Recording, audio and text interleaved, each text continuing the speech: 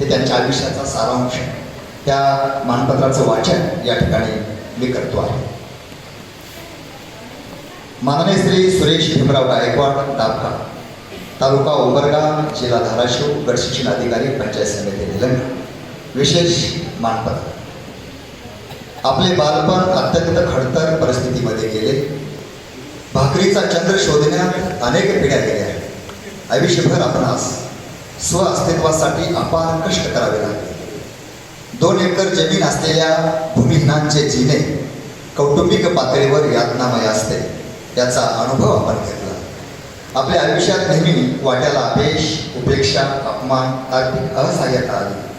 आव्हानाचे येऊन अंतर, आयुष्याला द्यावे उत्तर या मनोभूमिकेतून शेवटपर्यंत लढत राहिला.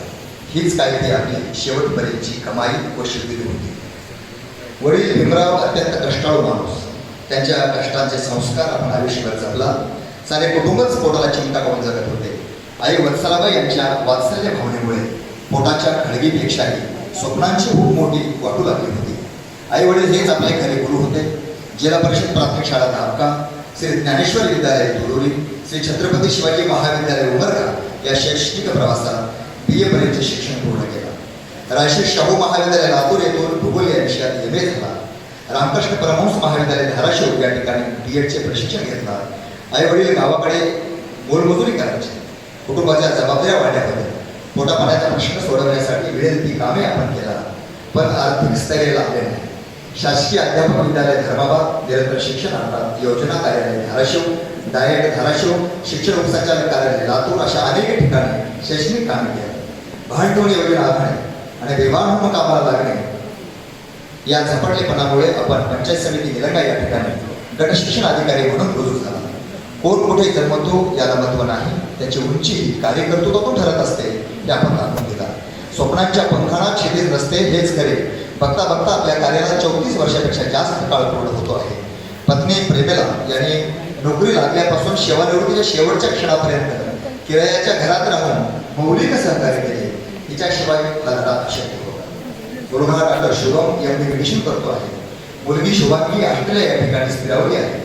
आपल्या संघर्षित कार्याचा गौरव म्हणून आपणास राज्यस्तरीय उत्कृष्ट प्रशासक पुरस्काराने गौरवण्यात आले होते. आपले व्यक्तिमत्व हे शांत, संयमी, प्रामाणिक, मनमिळावू, पापभिरू, नम्र असे आहे. गरिबी अनुभवल्यामुळे पाय जमिनीवर आहे. शिक्षक होण्यासाठी 5,000 रुपये डोनेशन देऊ शकला नाहीत म्हणून जीवनात कधी नाव उमेद झाला नाही. विद्यार्थी शिक्षक यांना मदत करणे हाच आपल्या आयुष्याचा प्रमुख आनंद आहे. प्रसिद्धी, नाव, फोटो, बॅनर हे कधीच आपल्या आकर्षणाचे विषय नव्हते. ज्येष्ठ विस्तार अधिकारी माननीय संतोष स्वामी सर प्रत्येक शैक्षणिक व विधायक उपक्रमात सावलीसारखी आपली सोबत करतात. आपल्या क्षेत्रातील काम प्रामाणिकपणाने निष्ठेने करणे हाच आपला कार्यक्रम होता.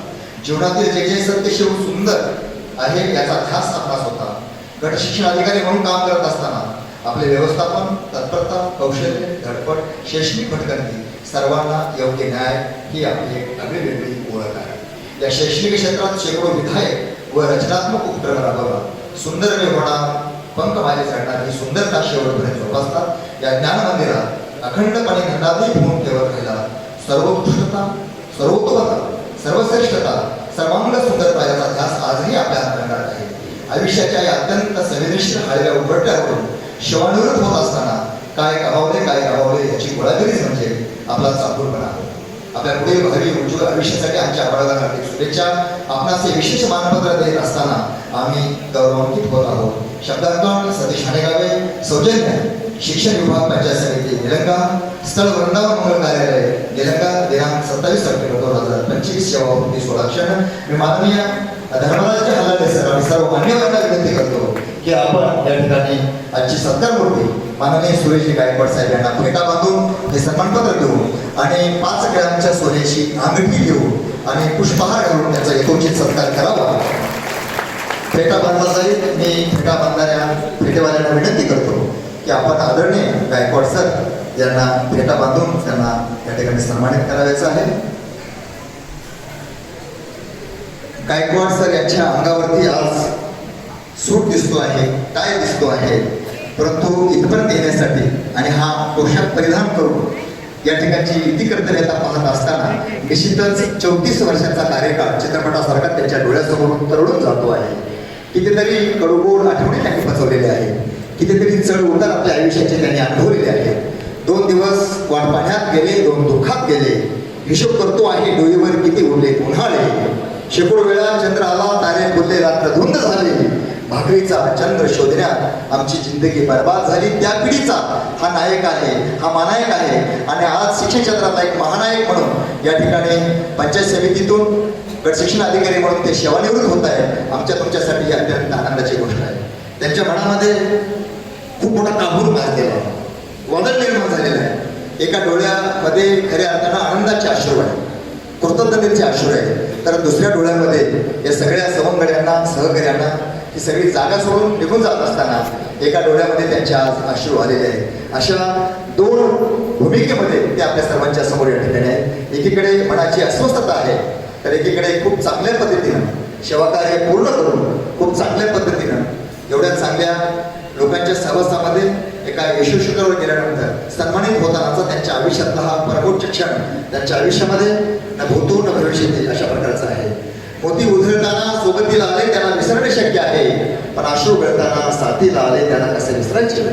कोणी म्हटले आहे पाण्याहून रक्ताचे नाते दाट असते, परंतु रक्ताच्या नात्यापेक्षाही वेदनेचे आणि दुःखाचे, सृजनाचे अश्रू जास्त अधिक प्रभावशाली असतात, माणसं जोडणारे असतात, आम्हा तुम्हाला जवळ करणारे असतात. अशा भूमिकेमध्ये या ठिकाणी आज फेटा बांधून आणि सोन्यासारख्या माणसाला सोन्याची अंगठी घालून, मोठा पुष्पहार घालून आणि एक विशेष मानपत्र देऊन या ठिकाणी त्यांचा यथोचित गौरव होतो आहे, त्यांचा यथोचित सन्मान या ठिकाणी होतो आहे.